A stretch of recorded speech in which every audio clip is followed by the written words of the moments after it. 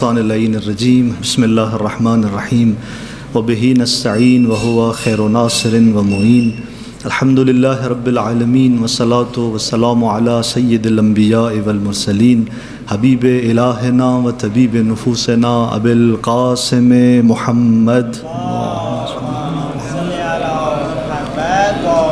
وعلی آلہ الطیبین الطاہرین المعصومین سیما بقیت اللہ فی الارضین روحی و ارواح العالمین لتراب مقدمہ الفدا اما بعد فقد قال اللہ تبارک و تعالی فی کلامہ المجید بسم اللہ الرحمن الرحیم کلوا وارعوا انعامکم ان فی ذلک لآیات لأولی النہی. درود پڑھیں محمد والوں.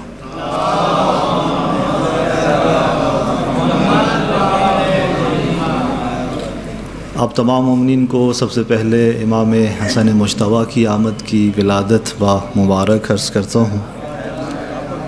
انشاءاللہ کہ خداوند متعال اس عظیم امام کی برکت سے ہمیں وہ توفیق عنایت کرے کہ ہم خود اس امام کے نقش قدم پہ چلنا شروع کریں اور ہمیشہ ہمیں امام کے نقش قدم پہ قائم و دائم رکھے انشاءاللہ. سورہ مبارکہ طٰہٰ محور گفتگو تھی اور لیکن ولادت کے سلسلے میں سب سے پہلے ضروری ہے کہ امام حسن مجتبیٰ کے کلام سے استفادہ کریں کہ جو ہمارے اپنے موضوع سے مرتبط بھی ہے اور امام علیہ السلام ایک نصیحت فرماتے ہیں، متوجہ بھی کرتے ہیں ہمیں کہ کس طریقے سے کمال پہ جاؤ گے، قرب الہی کی منزل پہ جاؤ گے تو کیا برکات آپ کے وجود کے لیے پروردگار عطا کرتا ہے. ارشاد فرماتے ہیں من عبد اللہ عبد اللہ لہ کل شیء. اگر انسان خداوند متعال کی بندگی کرے تو پروردگار پوری کائنات کو، ہر چیز کو اس کا بندہ بنا دیتا ہے. ایک بہت بڑا جملہ ہے امام کا، بہت بڑی نصیحت ہے کہ اگر انسان قرب الہی کی وادی کو طے کرے، قرب الہی کی منزل کو طے کرے تو اس وادی کے اندر پروردگار پوری کائنات کو اس کے آگے تسلیم کر دیتا ہے، اس کے آگے سراپا خم کر دیتا ہے. لہٰذا ایک اور حدیث کے اندر بھی امام فرماتے ہیں اگر آپ عزت چاہتے ہو وَإِنْ أَرَدْتَ عِزًّا بِلَا عَشِيرَةٍ وَحَيْبَةٍ. ایک مرتبہ ہوتا ہے انسان معاشرے میں اس کو عزت ملتی ہے کیونکہ اس کا نام ہوتا ہے، اس کا قبیلے کا عنوان ہوتا ہے، ذات ایسی ہوتی ہے، نسب ایسا ہوتا ہے یا کوئی سمت ایسی ہوتی ہے. لیکن امام فرماتے ہیں اگر چاہتے ہو کہ عزت اور آبرو پہ پہنچو جبکہ آپ کا کوئی نام بھی نہیں ہے اس دنیا کے اندر، کوئی نشان بھی نہیں ہے، کوئی قبیلہ بھی بڑا نہیں ہے، کوئی نسب بھی نہیں ہے، پھر بھی اگر چاہتے ہو کہ آپ عزت کے مقام پہ پہنچو فخرج من ذل معصیت اللہ. بس خدا کی معصیت سے باہر نکل آؤ، الی عز طاعت اللہ، خدا کی اطاعت کی عزت کی وادی میں اتر آؤ. بارگاہ الہی کی عزت کی وادی میں آؤ گے تو وہ ذات آپ کو عزت کے اوج پہ پہنچا دے گی. کسی عنوان کی ضرورت نہیں ہوتی، کسی نسب کی ضرورت نہیں ہوتی. تو لہٰذا بندگی کا کمال یہ ہے کہ امام فرماتے ہیں اگر انسان بندہ بنتا ہے تو دنیا کی ہر چیز اس کے آگے خاضع ہو جاتی ہے. لہٰذا امام معصوم ایک مرتبہ حجت الہی ہے اور حجت الہی اس کی ولایت اور امامت کا تقاضا ہے کہ ہر چیز اس کے آگے خاضع ہے. کیوں؟ اس لیے کہ امام خود بندگی کے اوج پر ہے، امام خود مقام ولایت کے اوج پر ہے. اسی لیے واقعات بھی بہت سارے ملتے ہیں امام حسن مجتبیٰ کے جو امام کی عظمت کو بیان کرتے ہیں. مثلا ایک وہ واقعہ آپ کے اذہان میں ہوگا کہ جب بچپنے کا عالم ہوتا ہے اور امام حسن مجتبیٰ اپنے بھائی امام حسین کے ساتھ کھیلتے باہر نکل جاتے ہیں تو ایک مرتبہ کافی ٹائم ہو جاتا ہے، گھر تشریف نہیں لاتے. سیدہ سلام اللہ علیہا مضطرب ہوتی ہیں، پریشان ہوتی ہیں اور اس اثناء میں پیغمبر اکرم صلی اللہ علیہ وآلہ وسلم گھر تشریف لاتے ہیں سیدہ کے اور دیکھتے ہیں کہ بی بی پریشان ہے. پوچھتے ہیں کہ آپ کیوں مضطرب ہیں؟ کہا کہ حسنین باہر چلے گئے ہیں اور ابھی تک واپس نہیں آئے. پیغمبر جاتے ہیں امام حسن اور امام حسین کو ڈھونڈنے، یہاں تک کہ ایک پہاڑی پہ پہنچتے ہیں کہ اس پہاڑی میں غار بنا ہوتا ہے اور حسنین ان غار کے اندر آرام کر رہے ہوتے ہیں. کھیلتے کھیلتے وہاں پہنچ جاتے ہیں اور وہاں پہ سو جاتے ہیں. پیغمبر نگاہ کرتے ہیں کہ ایک سانپ ہے جو ان کے سرہانے پہ حلقہ بنائے بیٹھا ہوا ہے، ایک سانپ خطرناک حلقہ بنائے ان کے سرہانے بیٹھا ہوا ہے۔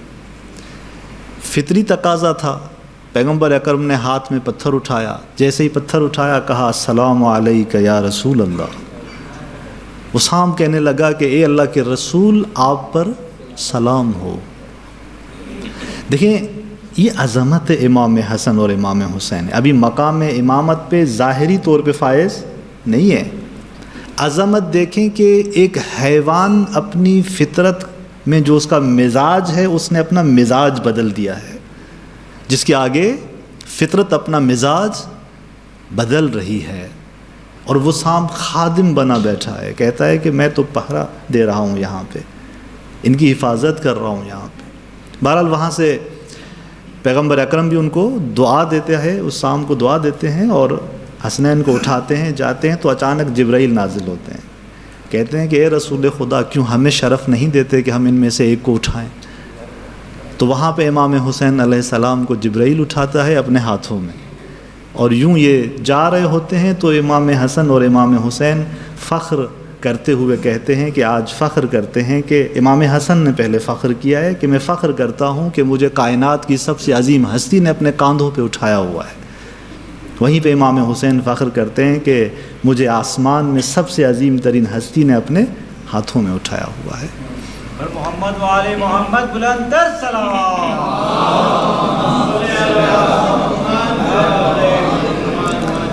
یہ عظمت ہے ان ہستیوں کی، کائنات خاضع ہوتی ہے، انسان معرفت نہیں رکھتا لیکن حیوان پہچانتا ہے ان کو، خادم بن رہا ہوتا ہے، پوری کائنات ان کے آگے تسلیم ہوتی ہے۔ بہت سارے واقعات ہیں آپ کے اذہان میں ہوں گے۔ آتے ہیں اپنے موضوع کی طرف، سورہ مبارکہ طٰہٰ محور گفتگو ہے، اور ہم اس آیہ شریفہ تک پہنچے تھے کہ کلوا ورعوا انعامکم، کھاؤ اور اپنے جانوروں چارپایوں کو بھی چراؤ، ان فی ذلک لآیات لأولی النہیٰ، اس کے اندر کیا ہے؟ آیات ہیں، نشانیاں ہیں اولی النہیٰ کے لیے، صاحبان عقل کے لیے۔ کل عرض ہوا تھا کہ جب بھی تذکرہ ہوتا ہے انسان کا، اگر مادی نعمتوں کا تذکرہ ہو تو پروردگار انسان کو کس کے ساتھ بٹھا کے تذکرہ کرتا ہے؟ حیوان کے ساتھ، کیونکہ مادی نعمتوں سے فائدہ اٹھانا، اس عالم کی نعمتوں سے فائدہ اٹھانا مادی اعتبار سے حیوان اور انسان میں فرق نہیں ہوتا۔ جہاں رزق کے مادی کی بات ہوتی ہے وہاں پہ جب انسان کا تذکرہ ہوتا ہے، حیوان کا تذکرہ ہوتا ہے تو انسان کا ساتھ تذکرہ ہوتا ہے۔ لیکن عجیب ہے، جب کمالات کا تذکرہ ہو، معنویتوں کا تذکرہ ہو، تو وہاں پہ پروردگار انسان کا تذکرہ کرتا ہے فرشتوں کے ساتھ۔ جیسے کل میں نے مثال بھی دی تھی کہ جب علم کا تذکرہ آیا اور جب ملائکہ نے خدا کی گواہی دی کہ وہی فقط معبود ہے، تو وہاں پہ خدا نے کہا کہ یہی گواہی صاحبان علم بھی دیتے ہیں۔ تو فرشتوں کے ذیل ساتھ ساتھ انسان کو ذکر کیا گیا۔ تو یہاں سے ایک بصیر انسان کے لیے توجہ ہے اس آیت کے اندر کہ وہ اپنے آپ کی حقیقت پہچانے، کہ اگر اس نے اپنی حقیقت پہچانی تو اس قرب الہی کی منزل پہ اپنے آپ کو وہاں پہنچا سکتا ہے کہ جہاں حتیٰ فرشتے بھی پیچھے رہ جاتے ہیں، اس فرشتوں کے مقام سے بھی وہ آگے نکل جاتا ہے۔ اور پھر کہا صاحبان نہیٰ کے لیے، صاحبان عقل کے لیے۔ نہیٰ کیوں استعمال کیا؟ قرآن مجید نے ایک مرتبہ تعبیر استعمال کی ہے اولو الالباب، اگر آپ کے اذہان میں ہو، اولو الالباب یعنی صاحبان عقل، اور یہاں تعبیر استعمال کی اولو النہیٰ، وہ اس کا معنی بھی صاحبان عقل ہے۔ نہیٰ دو معنی کیے گئے ہیں، دونوں کیے جا سکتے ہیں۔ جس طرح امر و نہی آپ سنتے ہیں، امر یعنی حکم، نہی یعنی روکنا، منع کرنا، یا تو یہ نہیٰ اس نہی سے روکنے کی معنی میں ہے، اس معنی میں اگر اس کو لیا جائے تو کیوں کہا گیا صاحبان عقل کو یہ اولو النہیٰ ہیں؟ اس لیے کہ ان کی عقل انہیں برائیوں سے روک رہی ہوتی ہے، ان کی عقل انہیں نیکیوں کی طرف راغب کرتی ہے، برائیوں سے روکتی ہے، لہٰذا ان کو اولو النہیٰ کہا گیا۔ یا پھر نہیٰ کو انتہا کے ورڈ سے لیں، اگر آپ، انتہا یعنی آخر، کسی چیز کا آخر، انتہا پہ پہنچنا، نہایت پہ پہنچنا، اس معنی میں اگر لے لیں تو اولو النہیٰ کا معنی یہ کیا گیا ہے کہ عقلاء اور یہ صاحبان عقل وہ ہیں کہ جو فکر کی انتہا پر پہنچتے ہیں، جہاں مسئلہ اپنے فکری اعتبار سے اپنے انتہا پہ پہنچتا ہے۔ یا مثلاً جو صاحبان رائے ہیں، وہ صاحبان رائے کا ایک آخری اور فیصلہ کن شخص بنتا ہے جو عاقل ہوتا ہے. یعنی عاقل، اس کی بات حرف آخر ہوتی ہے، آخری بات ہوتی ہے اس کی. اس عنوان سے ان کو صاحبان نہا کہا گیا، یعنی صاحبان عقل اس معنی میں کہا گیا. تو قرآن کی تعبیرات کے اندر واقعاً ظرافت ہوتی ہے. اور چونکہ عقل کی بات آ گئی تو اب بھی وہ حدیث آپ کے اذہان میں ہوگی کہ امام حسن مجتبیٰ کے بارے میں کیا ارشاد ہوا کہ لو کان العقل رجلا لکان الحسن. اگر عقل ایک انسانی صورت میں مجسم ہو کر سامنے آ جائے تو وہ کون ہے؟ امام حسن مجتبیٰ ہیں. درود پڑھے محمد وآل محمد. ایک اور نقطہ بھی آپ کے حوالے کرتا ہوں. سیدہ زینب عالیہ سلام اللہ علیہا کو عقیل بنی ہاشم کہا جاتا ہے. عقیل بنی ہاشم کا کیا معنی ہے؟ آپ کے اذہان میں کیا ہے؟ عقیل بنی ہاشم کسے کہتے ہیں؟ صاحب عقل. کسی اور کے ذہن میں کیا ہے؟ کوئی اور؟ معمولاً ہمارے ذہن میں یہی ہوتا ہے عقیل بنی ہاشم یعنی جو صاحب عقل ہے، لیکن اس کا معنی اس سے بالاتر ہے. عقیلہ کے اندر جو تا ہے یہ تانیث والی تا نہیں ہے. عقیلہ کے اندر جو تا ہے یہ تانیث والا تا نہیں ہے، یعنی عقیلہ ورڈ مؤنث نہیں ہے. بس امام حسین بھی عقیلہ کہہ سکتے ہو، امام حسین کو بھی عقیلہ کہہ سکتے ہو، لیکن یہ فقط لقب کیوں جناب زینب عالیہ کو دیا گیا؟ جس طرح ہمارے اہل بیت کے اندر کچھ اور القاب بھی ہیں جو خاص شخصیتوں کو دیے گئے. اگرچہ امیر المومنین امام حسن مجتبیٰ بھی ہیں، لیکن کس کو کہتے ہیں ہم؟ امام علی علیہ السلام کو. صادق فقط ہم چھٹے امام کو کہتے ہیں، سارے صادق ہیں، ٹھیک ہے. کریم اہل بیت امام حسن مجتبیٰ کو کہتے ہیں، جبکہ سب کریم ہیں. تو یہ القاب کا مخصوص ہونا، اگرچہ یہ سارے کمالات سب کے اندر ہیں، لیکن کسی ایک ذات کو مخصوص کیا جاتا ہے کیونکہ وہاں پر وہ کمال کچھ زیادہ نمودار ہوتا ہے، اپنی اوج پہ ہوتا ہے. کیا معنی ہے عقیلہ کا؟ تا تائے مؤنث نہیں ہے. عربی زبان میں کہتے ہیں اس کو، یہ تا مبالغہ کی ہے. عقیلہ کا معنی کہتے ہیں، آغا جواد عاملی حفظہ اللہ نے اس کا معنی کیا ہے، کہتے ہیں عقیلہ اسے کہتے ہیں جو صاحب عقل نہیں ہے بلکہ عقل وہاں سے وجود پاتا ہے. وہ شخصیت، وہ ذات کہ جہاں سے عقل کا فیض وجود پاتا ہے. اگر آپ اور ہمیں عقل ملا ہے تو کن کے طفیل ملا ہے؟ ان ذوات کے طفیل ملا ہے. اور ان ذوات کے اندر بھی عقل جہاں زیادہ ظہور پاتا ہے وہ جناب زینب عالیہ سلام اللہ علیہ. درود پڑھے محمد وآل محمد.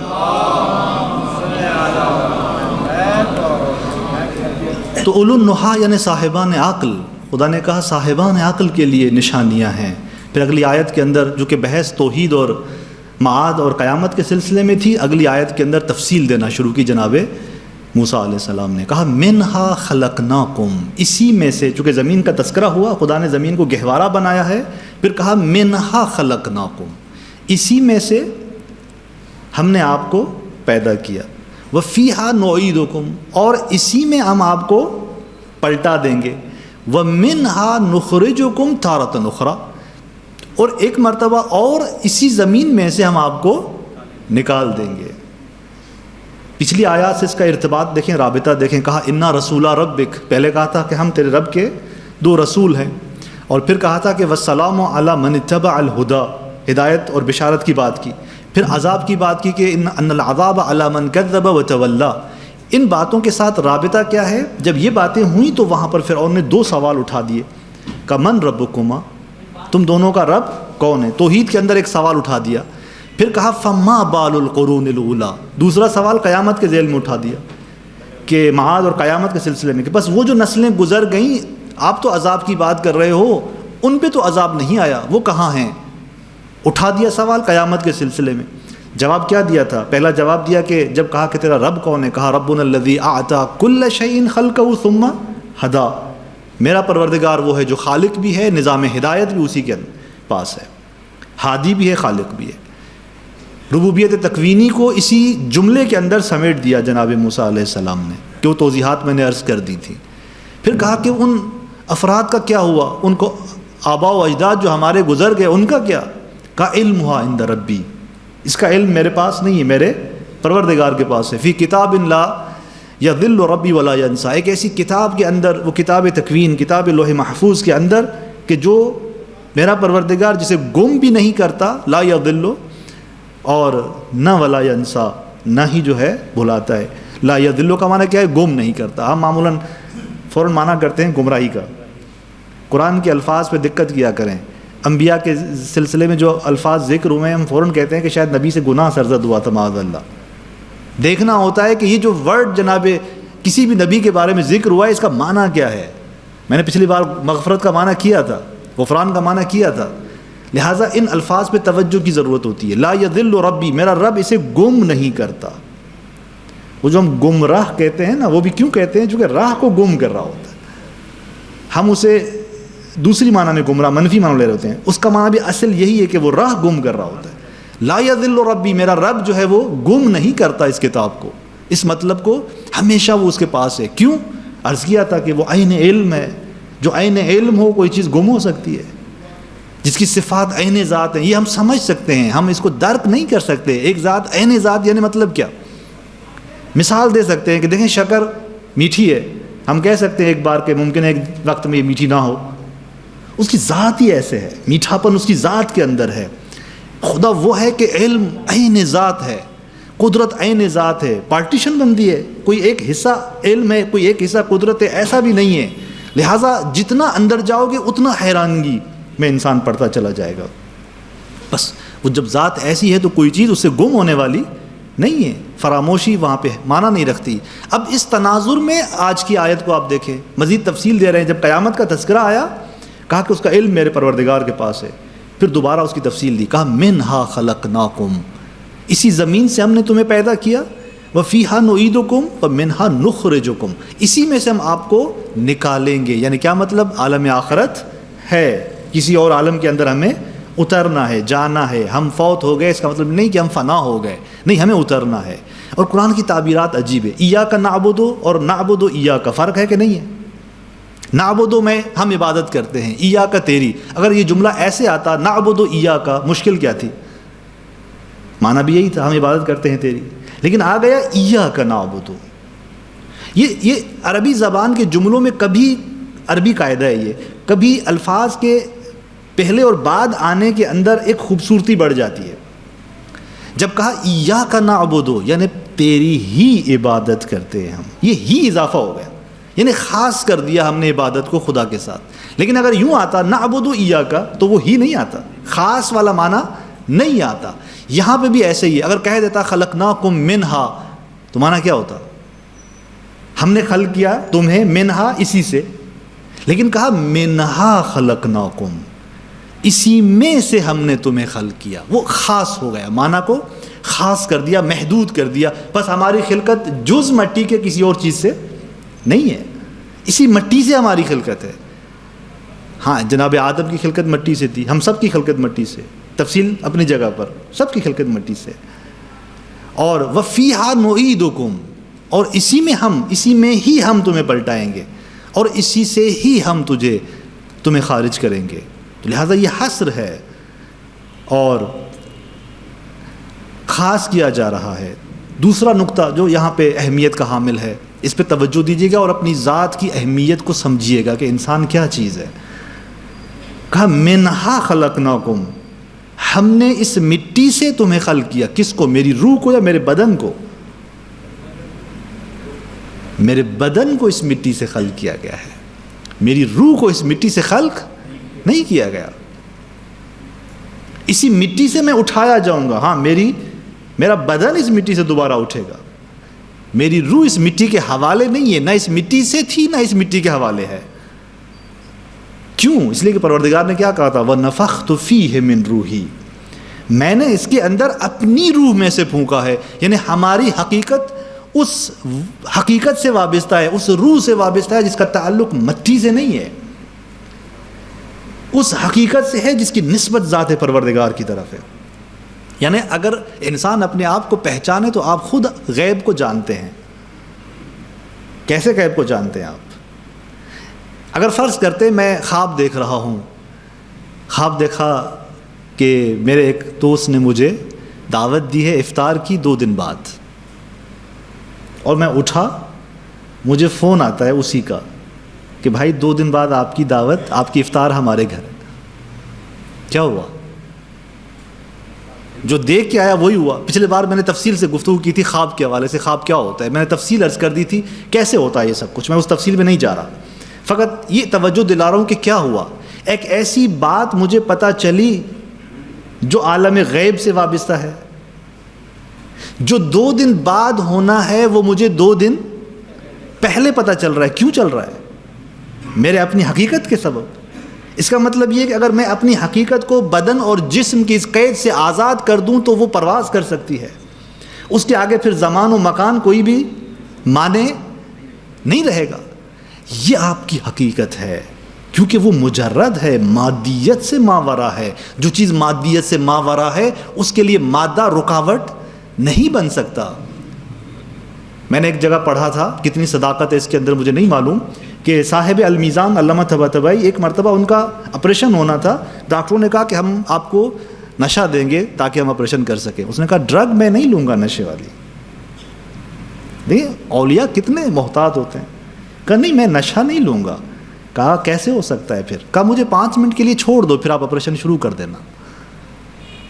اور ایسے ہی ہوا, 5 منٹ کے بعد ان کا آپریشن انہوں نے شروع کیا. کہاں تھے وہ؟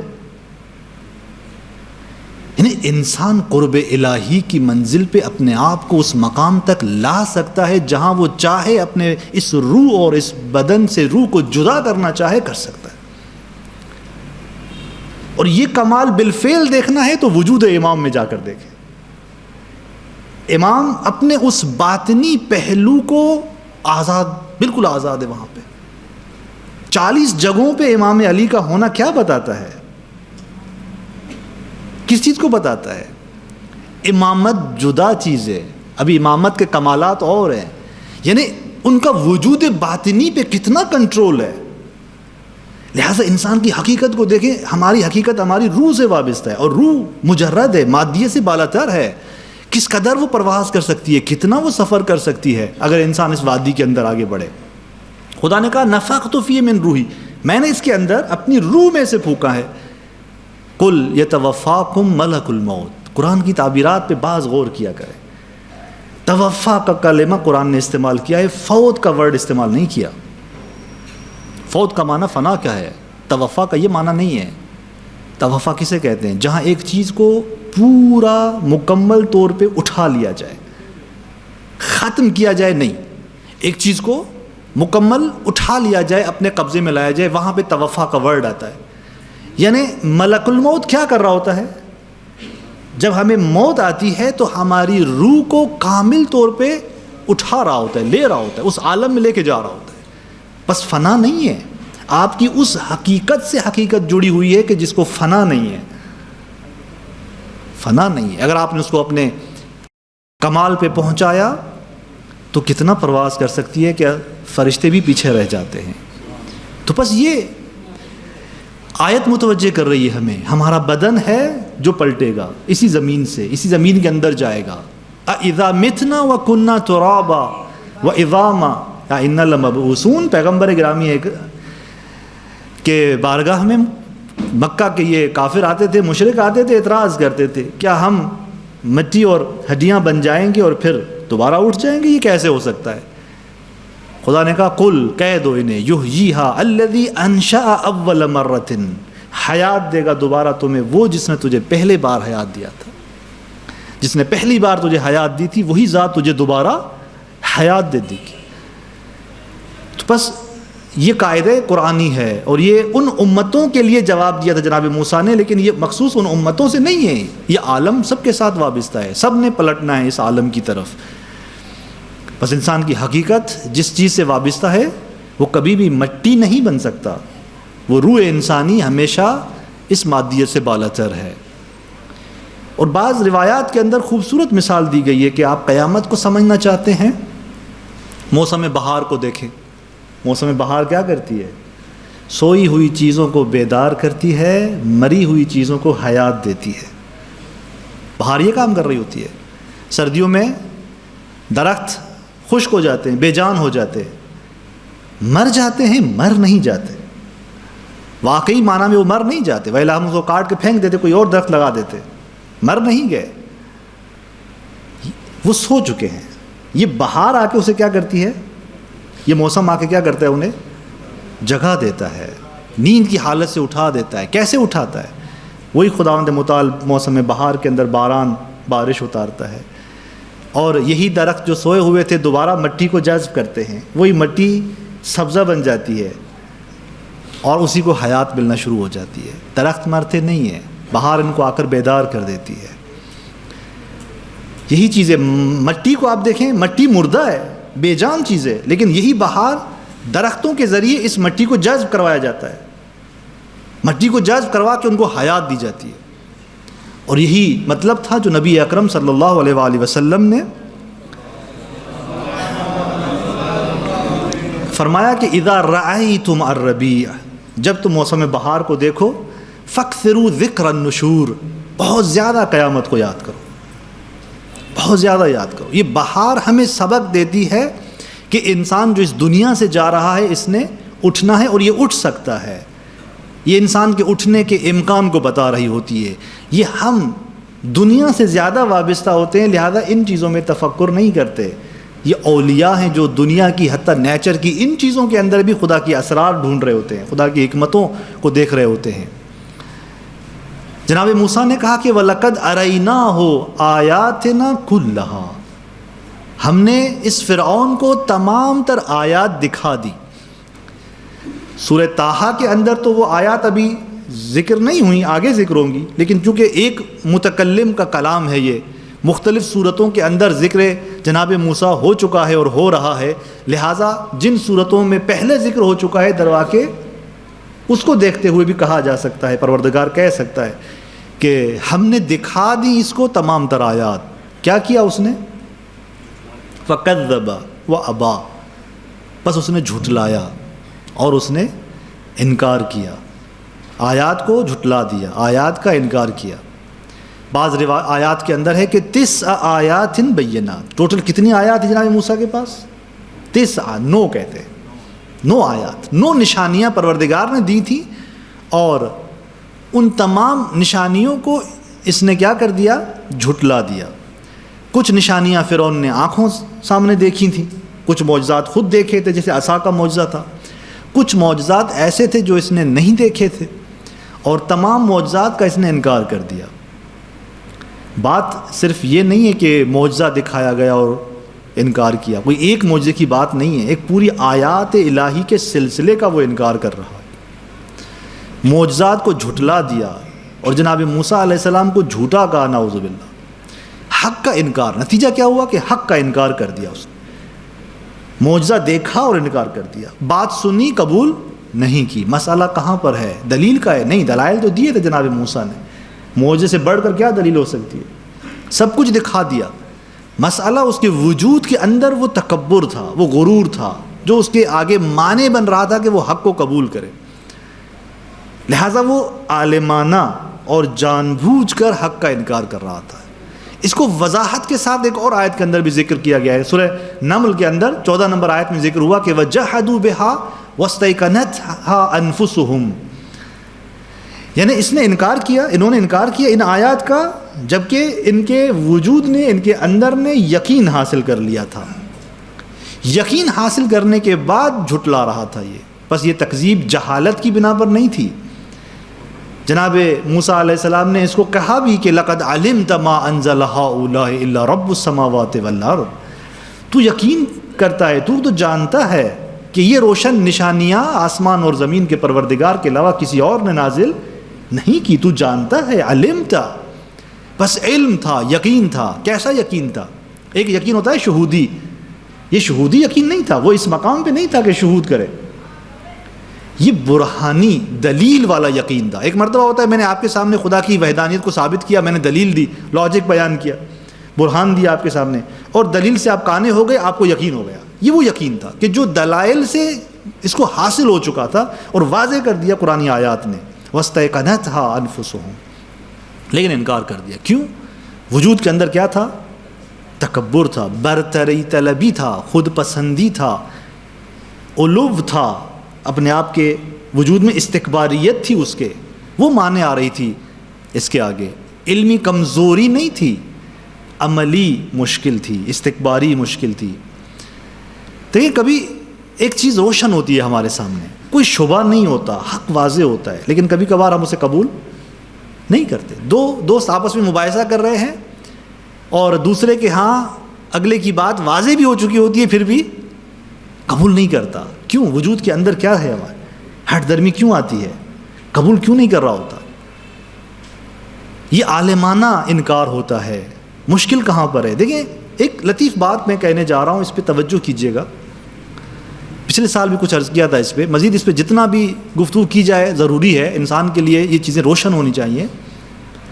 دیکھیں خدا نے انسان کو عقل جیسی نعمت دی ہے کہ ابھی عقل کے تذکرہ بھی ہو گیا کہ یہ عقل ملا کہاں ہے ہمیں، آئمہ کی برکت سے یہ عقل ہم تک پہنچا ہے۔ عقل پہنچی ہم تک آئمہ کے طفیل، اور یہ عقل کیا کر رہی ہوتی ہے انسان کے وجود کے اندر؟ یہ عقل کیا کر رہی ہوتی ہے؟ دو کام کر رہی ہوتی ہے، یعنی اپنے وجود کے اندر کی قوتوں کو پہچانے۔ ایک اس کا کام یہ ہوتا ہے کہ چیزوں کو جاننا پہچاننا، عقلی اعتبار سے آپ جاننا شروع کرتے ہیں، چیزوں کو پہچاننا شروع کرتے ہیں، اس کو کہتے ہیں، یہ عقل انسانی کا علمی پہلو ہے کہ جس پہلو سے وہ جاننے لگتا ہے چیزوں کو۔ ایک اس عقل کا ایک پہلو ہے عملی پہلو۔ اس میں کیا ہوتا ہے؟ عقل انسانی ایک مرتبہ انسان کے وجود میں ارادہ پیدا کرتی ہے، عزم کو وجود دیتی ہے، کسی چیز کی طرف بڑھاتی ہے، کچھ کرنے کی طرف راغب کرتی ہے، مجبور کرتی ہے انسان کو کہ وہ جائے، وہ کام انجام دے۔ بس دو پہلو ہیں اس کے اندر، چیزوں کو جاننا سیکھنا، اور اسی طرح سے چیزوں کے پیچھے جانا، انجام دینا، کوئی کام جا کے کرنا۔ یہ جو خاصیت ہے یہ عقل انسانی کی ہے۔ اس کے پیچھے اور قوتیں بھی ہیں، قوت شہویہ ہے، قوت غضبیہ ہے۔ انسان غصہ کیوں کرتا ہے؟ اندر ایک قوت ہے۔ انسان غضب کیوں کرتا ہے؟ یا انسان شہوت کا معنی عام لے لیں، انسان جب کوئی چیز کھا لیتا ہے تو یہ بھی اس شہوت کا کام ہے کہ انسان کے اندر رغبت ایجاد کرتی ہے۔ قوت شہویہ انسان کے اندر کیا کرتی ہے؟ رغبت ایجاد کرتی ہے، چاہے وہ رغبت منفی ہو چاہے رغبت مثبت ہو، اس سے ہماری بحث نہیں ہے، رغبت ایجاد کرتی ہے۔ کھانا انسان کھاتا ہے تو کیوں کھاتا ہے؟ رغبت ایجاد ہوتی ہے، یہ قوت شہویہ کا کام ہے۔ اسی طرح کچھ اور قوتیں پیچھے ہیں، وہم ہے، خیال ہے۔ میں نے اس دن بھی مثال دی تھی، رات کو جا رہا ہوں، جنازہ میری گاڑی میں پیچھے پڑا ہوا ہے، اچانک میں سائڈ پہ کھڑا ہو جاتا ہوں، نہیں سفر نہیں کر سکتا، ڈر لگنے لگتا ہے۔ اس دن میں نے مثال دی تھی، اگر یہ اٹھ بھی جائے تو مجھ سے طاقتور ہے، مجھ سے طاقتور میرے جیسا انسان ہی ہے، لیکن خوف کیوں لاحق ہوتا ہے؟ اس لیے کہ عقل انسانی پر وہم غالب آ جاتا ہے، قوت وہمیہ غالب آ جاتی ہے۔ بس قوتوں کو پہچانے بہت مختصر کر رہا ہوں۔ ایک مرتبہ عقلی قوت کا پہلو ہے جو جاننے لگتا ہے چیزوں کو، اس کا کام کیا ہے؟ اس کا کام یہ ہے کہ وہ پیچھے جو دوسری قوتیں ہیں وہمیہ اور خیالیہ، اس کو کنٹرول کرے، مہار کرے، کنٹرول کرے، تاکہ وہم غالب، غلط چیزیں ہم تک نہ پہنچیں، مغالطے میں ہم نہ پڑیں۔ مغالطے میں انسان تب پڑتا ہے جب وہ عقل، علمی پہلو والی عقل جو ہے اس پہ یہ وہم اور یہ خیال آ جاتا ہے اوپر۔ اچھا ادھر کیا ہے؟ عملی پہلو میں جو عقل ہے ہماری، ہمیں بڑھاتی ہے اچھے کاموں کی طرف، اس کے پیچھے کون ہے؟ اس کے پیچھے قوت غضبیہ اور شہویہ ہے۔ وہ عقل عملی ہمیں رہنمائی کرتی ہے کہ کہاں غضب کرنا چاہیے اور کہاں رغبت پیدا کرنی چاہیے، کہاں مجھے رغبت ہونی چاہیے، کہاں پہ مجھے غضب اور غصہ کرنا چاہیے۔ ہدایت کون کرتا ہے اس کو؟ عقل انسانی کا وہ عملی پہلو۔ اچھا یہ اس کی تفصیل ہے، میں اس تفصیل میں نہیں جا رہا، مختصر اتنا کافی تھا۔ اب یہ جو عقل کے دو پہلو ہیں، اسی سے چار نوعیت کے انسان سامنے آتے ہیں، ہمارے چار قسم کے انسان سامنے آتے ہیں۔ ایک آپ کو وہ انسان ملے گا کہ جو عقل کے علمی پہلو میں بھی کامل ہے، یعنی حق کی تمیز رکھتا ہے، حلال حرام کو جانتا ہے، چیزوں کو صحیح سے جانتا ہے۔ اچھا عقل کے عملی پہلو میں بھی کامل ہے، یعنی جن چیزوں کو جانتا ہے ان کو انجام دینے کے لیے بڑھتا بھی ہے۔ درست ہے؟ اس شخص کی مانند کہ جو اپنی آنکھوں سے آگ دیکھ رہا ہے اور وہیں سے پھر بھاگتا ہے۔ آنکھوں سے آگ دیکھا یہ تو ضرر پہنچانے والی چیز ہے، چیز کو پہچان گیا اور وہاں سے بھاگنا شروع کیا، اس نے اپنے اعضاء کا استعمال کیا، بدن کا استعمال کیا، بھاگا۔ تو ایک انسان ایسا ہے، عقل کے دونوں پہلو میں کامل ہے۔ ایک انسان جو دونوں پہلو میں پیچھے ہے، علمی اعتبار سے بھی دیکھو کچھ پتہ نہیں ہے، حق و باطل کی تمیز نہیں ہے، حلال و حرام کا پتہ نہیں ہے، بہت سارے لوگ ہوتے ہیں جو حتیٰ اپنے شرعی احکامات جاننے کی بھی تکلیف نہیں کرتے کہ میرا وظیفہ کیا ہے، خدا کیا کہتا ہے، نہیں کرتے. بہرحال علمی پہلو کے اندر ایسا ہے. عملی پہلو میں بھی عمل مفلوج ہے، ارادہ ضعیف ہے، عزم ضعیف ہے، دونوں طرف اس طرح سے. اور تیسرا شخص وہ ہے کہ جو علمی پہلو میں ضعیف ہے اور عملی پہلو میں قوی ہے. علمی پہلو میں ضعیف ہے یعنی ہر بات کو سن لیتا ہے، اس پہ عمل کرنے لگتا ہے، اس کو یہ پتہ نہیں لگتا کہ حق و باطل کیا ہے، سنتا ہے بس عمل کرتا ہے. عمل کرنے میں بڑا تیز ہے، کام کو انجام دینے میں بڑا تیز ہے، عزم جلدی وجود پاتا ہے. اور چوتھا کون ہے؟ اسی کے برعکس، علمی اعتبار سے قوی ہے، پتہ ہے حق و باطل کیا ہے، عملی اعتبار میں کیا ہے؟ ضعیف ہے. ارادہ ٹوٹ چکا ہے، عزم خراب ہو چکا ہے، اندر تباہ ہو چکا ہے. فرعون کس مقام پہ تھا؟ اسی مقام پہ تھا. جان رہا تھا، دلائل سے جانا، سب کچھ جانا، لیکن ہوا کیا؟ انکار کر دیا. کس چیز نے اس کو حق کے انکار پہ آمادہ کیا؟ اندر کے تکبر نے، غرور نے. اندر خراب ہوا تھا، عزم ایجاد نہیں ہوا. وَجَحَدُوا بِهَا وَاسْتَيْقَنَتْهَا أَنفُسُهُمْ، انکار کیا جبکہ اس کو یقین حاصل ہو چکا تھا. جناب موسیٰ نے کہا لقد علمت، تو جانتا ہے، پھر بھی انکار کر رہا تھا. علم تھا، عمل نہیں تھا، یقین تھا، ایمان نہیں تھا. یوں سمجھے کہ ایک تربیت اس جملے کے اندر، اس آیت کے اندر ہمارے لیے انسان کے وجود کے اندر ایک جنگ چل رہی ہے درواقع. ایسا نہ ہو کہ ہمارے وجود کے اندر کوئی فرعون چھپا ہو، ایسا نہ ہو کہ ہمارے وجود کے اندر بھی کوئی فرعون چھپا ہو. عقل اگر خواہشات انسانی کے کنٹرول میں آ جائے تو فرعونیت کو وجود دیتی ہے ہمارے وجود کے اندر. امام زین العابدین علیہ الصلوۃ والسلام فرماتے ہیں العقل قائد الخیر. عقل کیا ہے؟ قائد ہے، رہنما ہے. کس کا؟ خیر کا، نیکیوں کی طرف.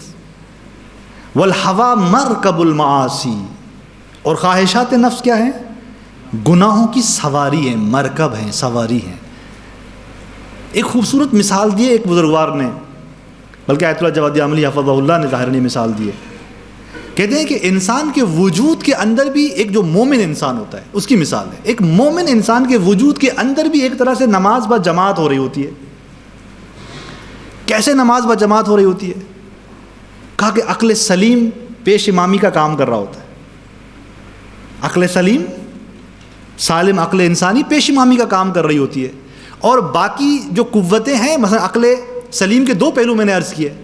عقل انسانی کا علمی پہلو، اس کے پیچھے کون کون ہے؟ خیال اور وہم. عقل سلیم کا عملی پہلو، پیچھے کون کون ہے؟ قوت شہویہ اور غضبیہ. یعنی وجود مومن کے اندر عقل انسانی پیش امام بنا ہوا ہے اور یہ ساری قوتیں اس کے پیچھے مقتدی بنی ہوئی ہیں. یہ توازن ہے، یہ تعادل ہے. انسان کے وجود میں اگر توازن اور تعادل دیکھنا چاہتے ہو تو یہ ہے. اولیاء الہی شہوتوں کو اور غضب کو مار نہیں دیتے، ختم نہیں کر دیتے. شہوت انسانی جو اندر ہے خدا نے دی نعمت ہے، اس کی شہوت نہ ہوتی ہم کھانا نہیں کھاتے. اولیاء اس کو مارتے نہیں ہیں. رہبانیت اسلام کے اندر نہیں ہے کہ آپ بالکل فنا کر دیں، مار دیں اس کو، اور شادیوں سے بھی قطع تعلق کر دیں، دنیا سے بھی قطع تعلق کر دیں، فقط پہاڑوں میں جا کے بسیں اور مصلی بچھائیں اور عبادت. نہیں، اسلام میں ایسا کچھ نہیں ہے. اولیاء ان قوتوں کو توازن دیتے ہیں، ختم نہیں کرتے، توازن دیتے ہیں.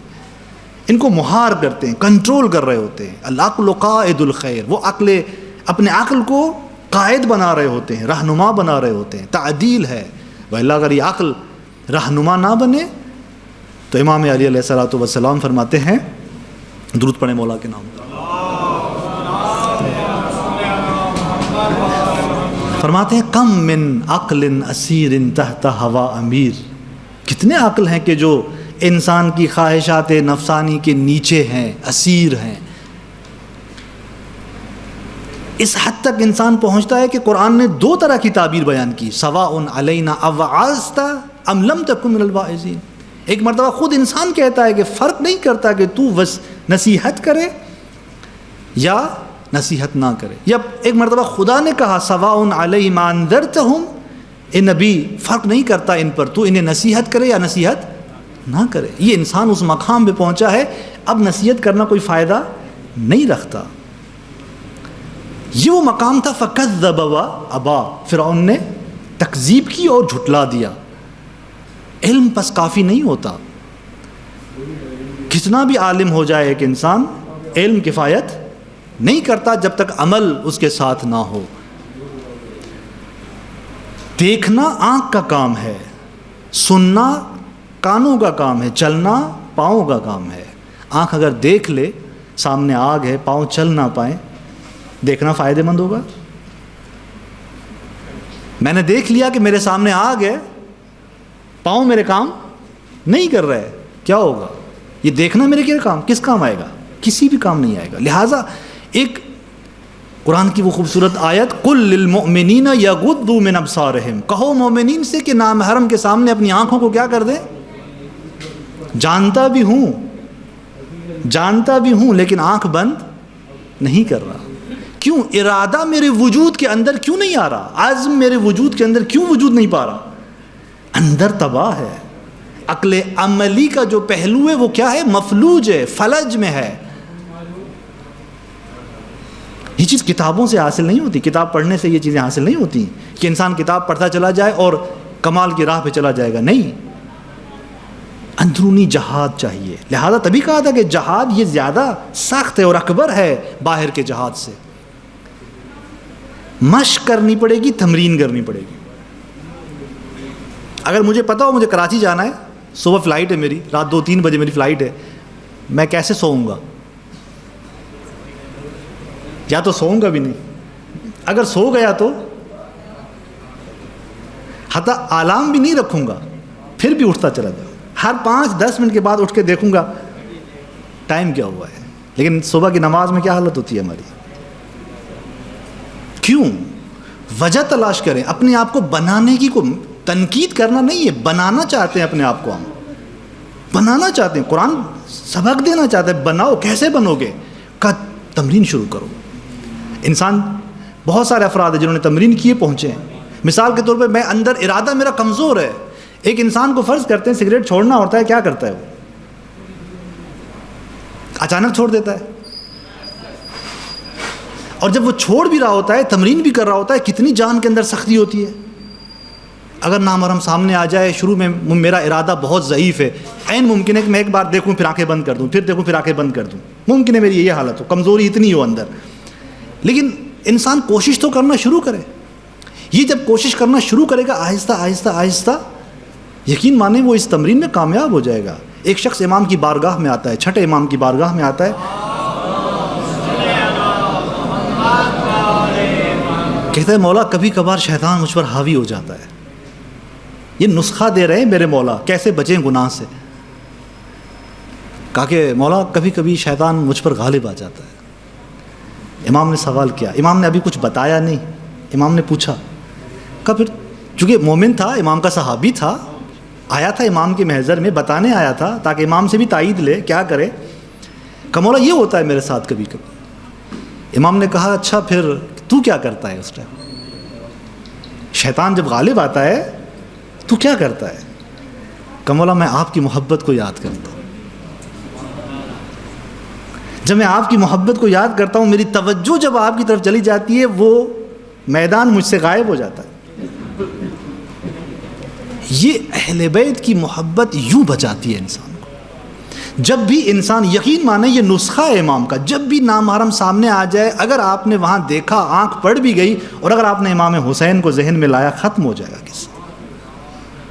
اگر آپ نے امام کو ذہن میں لائے، ختم ہو جائے گا قصہ. خود وہ امام کی محبت مجھے شرمسار کر دے گی کہ میں ہوں کس کا اور کیا کر رہا ہوں. ہوتا ہے کیا ہے، انسان جب گناہ کرتا ہے تو اس وقت یہ عقل پہ پردہ آ جاتا ہے، انسان غفلت میں آ جاتا ہے. یہ شہوت انسان کو، یہ نفس انسانی انسان کو اس قدر آگے لے کے جاتا ہے، حجاب ایجاد کر دیتا ہے. لیکن جیسے ہی آپ محبت امام کو لے کر آتے ہو تو وہ حجاب ٹوٹنا شروع کرتا ہے، انسان غفلت سے باہر آنا شروع کرتا ہے. بہت سارے واقعات ہیں ایسے. بہت سارے واقعات ہیں کس طرح اس گناہ کی وادی سے لوگ نکلے ہیں، آخری اس لمحے اور ثانیے میں وہاں سے لوگ بچ کے نکلے ہیں۔ کیوں بچ کے نکلے ہیں؟ انہوں نے توسل کیا ہے، انہوں نے ایسے یاد کیا ہے، ان ذالک من عزم الامور، یہ بہشت اور یہ ساری چیزیں عزم انسانی کے اس میں ہیں۔ عزم ایجاد ہوگا، ارادہ ایجاد ہوگا تو یہ ساری چیزیں حاصل ہونی ہے۔ بہشت انسان کے ارادے کا نام ہے، عزم کا نام ہے، علم کا نام نہیں ہے۔ انسان عالم ہو اس سے کچھ حاصل ہونے والا نہیں ہے۔ لہٰذا عقل کا یہ جو پہلو ہے جس کو میں نے عملی کہا، اگر یہ قوی ہو جائے تو یہ انسان کو پہلے مرحلے میں صاف کرنے لگتا ہے، دوسرے مرحلے میں اس کو سنوارنے لگتا ہے، صاف کرتا ہے، پھر اس کے اندر نور اتارتا ہے، اور یہی آہستہ آہستہ انسان کو سنوارتا ہوا آگے بڑھتا چلا جاتا ہے۔ اور ایک مرتبہ آپ ان اولیاء کو دیکھیں، ہم اگر اس مرحلے تک پہنچ جائیں تب بھی بڑی بات ہے کہ انسان علم رکھتے ہوئے اپنے عقل عملی کے اس مرحلے تک آ جائے کہ ایک ارادہ قوی ہو جائے اور انسان کے آگے حجاب جو ہے وہ غفلت کا ختم ہو جائے۔ وَإِلَّا قرآن کیا کہتا ہے؟ كَلَّا لَوْ تَعْلَمُونَ عِلْمَ الْيَقِينِ لَتَرَوُنَّ الْجَحِيمَ، اگر یہ علم ترقی کرے، یہ ارادہ ترقی کرے، علم یقین کی منزل پہ آ جائے تو پھر جہنم کو یہاں دیکھتا رہے گا انسان، ادھر اس عالم کے اندر۔ بس لہذا صبر کرنے اور تمرین کرنے کی ضرورت ہے، انسان اپنے اندر وہ جہاد کرے۔ ایسا نہ ہو کہ وہ مرحلہ آ جائے کہ جب فرعون ڈوبنے لگا تھا تو کہنے لگا آمنت انہ لا الہ الا اللہ الذی آمنت بہ بنو اسرائیل۔ اس آخری لمحے میں کہا کہ خدا نے کیا کہا؟ الآن وقد عصیت قبل، ابھی پلٹ رہے ہو، اس سے پہلے تو نافرمانی کر لی تم نے۔ ایسا نہ ہو انسان اس مرحلے پہ آ جائے جہاں پھر اختیار ہمارے ہاتھ میں نہیں ہوگا، پھر فقط رونا ہی ہوگا، اختیار ہاتھ میں نہیں ہوگا۔ بارگاہ الہی میں دعا کرتے ہیں کہ پروردگار ہمیں شیطان کے شر سے محفوظ فرما۔ خدایا ہمارے وجود میں ہمارے اپنی عقل کو ہمارے وجود پر حاکم بنا۔ خدایا ہمیں اپنی عقل کے نورانیت کے سائے میں چلنے کی توفیق عنایت فرما۔ خدایا بحق محمد و آل محمد ہمارے 12ویں سرکار کے ظہور میں تعجیل فرما، ہمیں ان کے اعوان و انصار میں شمار فرما، وتقبل منا انک انت السمیع العلیم بحق محمد و آلہ الطاہرین۔